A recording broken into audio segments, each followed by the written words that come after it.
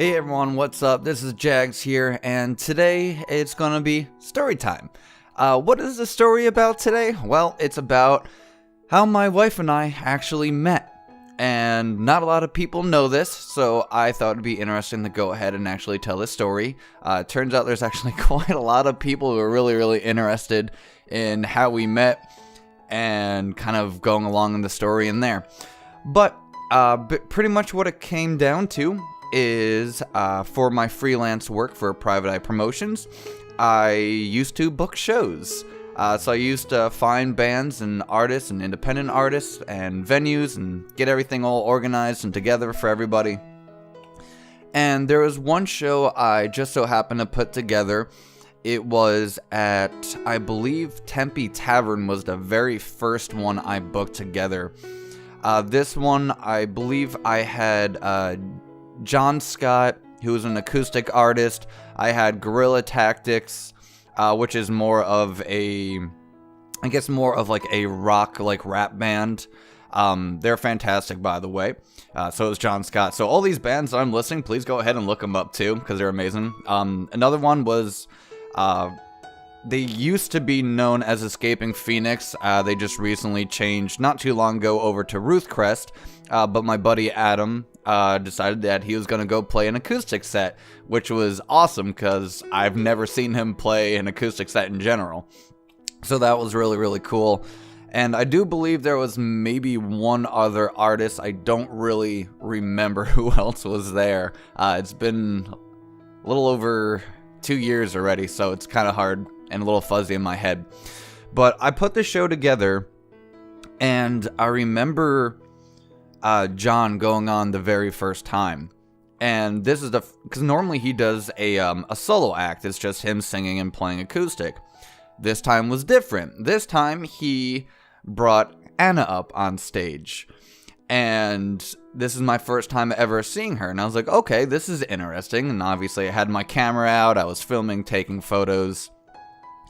And I saw them singing together, and it worked out beautifully. I'm like, okay, this is really cool. But at the time, I didn't really think about anything because I was in the game. I was all about making sure everything was running as smooth as possible, and making sure everyone's having a good time, making sure everyone has what they need. And there was a point in time during the show, I remember after taking so many photos and everything, I'm like, you know what, I'm really thirsty. I decided to go over to the bar. I don't drink anything, so all I can get is water. Well, I mean, they had sodas too, but water's better. So I got myself a little cup. But before that, what was interesting is Anna was sitting at one of the stools near the bar. And from what I can remember is I'm walking up, like, here's her, and I'm walking up right here, and I sit down right beside her. I remember kind of like vaguely, but I'm pretty sure she like kind of swings on over, she kind of like glances at me, and it almost looked like she was like thinking that I might have been like giving her or trying to buy her a drink or something. That's just the way I perceived it, even if that might not be the case. That's kind of how it seemed. But it ended up just me getting a water for myself, saying thank you to the bartender, sitting there for a couple seconds, taking a few sips of my water, and then going back out again near the stage to take more photos. So I remember her just looking at me, and like that was that. I didn't think of anything of it at the time. And we actually just had this discussion a couple of days ago. I thought it was the funniest thing ever. And I remember her just giving me this kind of blank stare, kind of more like, all he did was sit near me, order a water, and walked away? Okay. So after that show was completed, nothing else happened. It was just that. But further down the line, I don't remember exactly the proper timeline, but further down the road, I decided to put together another show. This time here, it was going to be at Timeout Lounge. And once again, I booked John Scott. I booked who else was it? I believe Perfect Sense played. I think I played the show as well for my acoustic project, and those are like the main ones I can honestly remember right now. Like I said, it was a while back, but this is the show that changed everything. Literally changed my entire life, and I regret nothing. I'm really, really happy this just happened. So John is up on stage with Anna. They're both doing their thing, but there's a point in time in the middle of their set, I see Anna just on stage, and she didn't exactly know what to do with like her hands, and I get it, because normally like when I'm playing, I have my guitar on me and I actually have something to do with my hands, but I understood completely where she was coming from, because it's just like when you're just like a backup vocalist, you don't really know what to like do, so majority of the time you normally hide your hands behind your back. That's the normal thing I've seen. I do that myself when I just have a microphone. And for some reason, I could not help but laugh, and I just ended up taking a bunch of pictures of John and her together, and all I remember, and what she remembers specifically, is me giving her the goofiest and doofiest like smile in the world. And I'm 100% aware I did that, but in my brain I didn't register that as anything else besides me just like smiling and having a good time, thinking that was funny. But after all that, she noticed that while she was on stage, and she, word for word, what she told me, well, after all this happened, is that it was like one of the most adorable things she's ever seen in her life. Apparently I was literally just standing there with the biggest grin on my face while I was just staring directly at her taking photos. And that's when it came down to a point where she, after the show and everything like that, oh, it was just really funny. It still throws me off guard a little bit. But after the show, after everything is finally wrapped up, I got everything together, I got everyone paid for that event, I head back home, and I get a text message.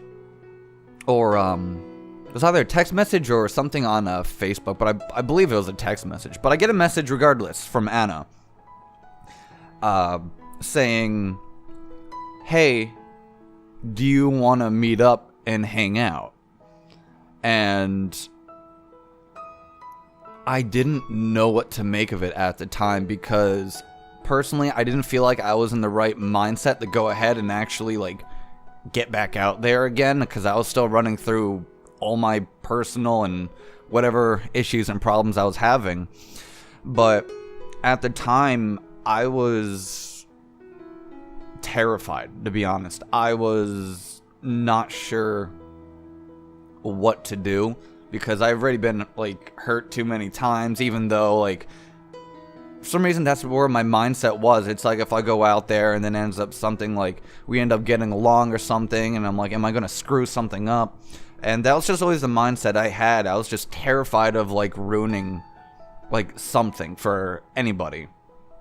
And because of that, I went down. I remember going downstairs. I was still living at my parents' place at the time, and I told my mom, and I was just like, hey, so this girl that was singing with John while he was playing live asked me to come hang out with her, but I don't know what to do. And I'm like, I don't know, like, I came up with every excuse in the book, pretty much just to say that, like, I didn't want to do it. But if I didn't really want to do it, why would I go downstairs and even discuss this if I wasn't even considering about actually going out or, like, to meet her? And nothing really made sense. I came up with every excuse in the book saying like, oh, I don't know if I'm ready. I don't know if she's my type. What if she doesn't like me? Yada, yada, yada. And what it came down to is my mom's like, what do you have to lose? She's like, worst comes to worst, you just come back home and you continue working on what you love. She's like, you know that's what makes you happy. She's like, well, you don't really know her that well, so what can it really affect you? And I started thinking about it more, and I was just like, yeah, she's kind of right. And so I went ahead and I met Anna at downtown Chandler. That's when everything took off. I remember just talking to her nonstop. We got along great. We walked around for a good couple of hours, and before you know it, we were thinking about, she asked me if I wanted to go see a movie. And I was like, I'm like, I really don't have much money right now. It is getting kind of late. And I was just like, would you want to come over my place since I'm right down the street pretty much? Would you want to watch a movie there? And I'm like, I have my own like home system theater kind of thing set up. And she's like, you know what? Yeah, we can do that. Which is really interesting because I guess I went a lot quicker than I should have, which I still don't regret, because it was the best choice I've ever made. But I thought it was really interesting further down the road that I was just like, man, I really actually went for that without even realizing. And so, but innocent old me didn't think of anything wrong with that. I was just like, oh, I'm just hanging out with like a cute girl, and I'm just gonna go ahead and watch a movie with her, and we're gonna have fun, and then eventually the night's gonna end. And so we both met up and drove back to my place, and I know my mom saw her there, but she didn't say anything, and she had a look in her eye where she actually didn't mind. And I was just like, okay, that's interesting, because like at that time, I started thinking too, and I'm like, oh no, I'm like, she's gonna judge me for thinking I'm about to do something, which is completely not the case. But, yeah, we ended up watching Young Frankenstein, ended up being one of my it is one of my old-time personal favorite comedies, and ended up being hers as well. And that same night, instantly, I remember her sitting right beside me in these two little gaming chairs that I had. It was funny because I remember her scooting like closer and closer and closer to me, and eventually she was like trying to like nudge me to like hold my hand, but I couldn't understand exactly if that was the case that was happening. And eventually I started like a light bulb finally went off on my head, like ding. I'm like, you know what? I'm gonna do it. So I immediately grabbed her hand, and then I remember is looking over and seeing her having the largest smile on her face that I've ever seen from anybody. And I've never seen anyone actually look at me like that before. And I was just like, oh my god, she's the one. Like, there's no doubt about it.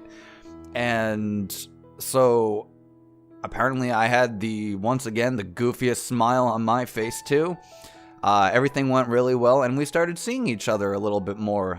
Went out on a couple of dates here and there, and then eventually it came down to the point where we literally just went from there, and everything ended up working fantastic.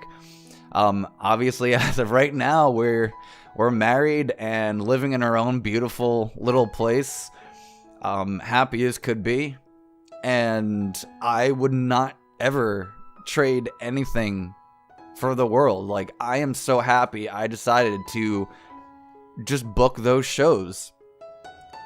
It's weird to think about, because like, if I had a completely different mindset and I decided, no, I'm not gonna go ahead and just book shows, and like, yes, I lost a lot of money, but like, at the same time, I found a love of my life because I went ahead and took that risk. If I didn't take that risk, I probably would not be here right now. I would not be able to be as happy as I am. I would not be able to do the things I always wanted to do as a career and like passions of mine. I wouldn't be able to do it. And I strongly believe that. And it's all because I booked those shows. She came up to me, I said okay, and here we are. And now our anniversary is actually coming up pretty soon too. So we would be together for 2 years officially. Not married, but, you know, 2 years officially, because we got married not too long ago. But, it's crazy how fast time flies, and to think that these little things I never thought that would make such a huge impact in my life actually truly have. So this is just a story I thought would have been fantastic to record and to let everyone know, because it was the proudest and happiest moment of my life ever. I've never seen anyone ever be so happy, you know, actually being with me and complimenting me every day and always simply being there. And even think about it, it's making me all beyond teary-eyed right now, because the more I think about it, the more I understand how lucky I am in general. But until I start crying like a baby on camera here, which I really don't want to do, thank you guys for staying by here, listening to the story. If you have not already, go ahead and check out the other videos I have. And until next time, I'll see you guys later. See ya.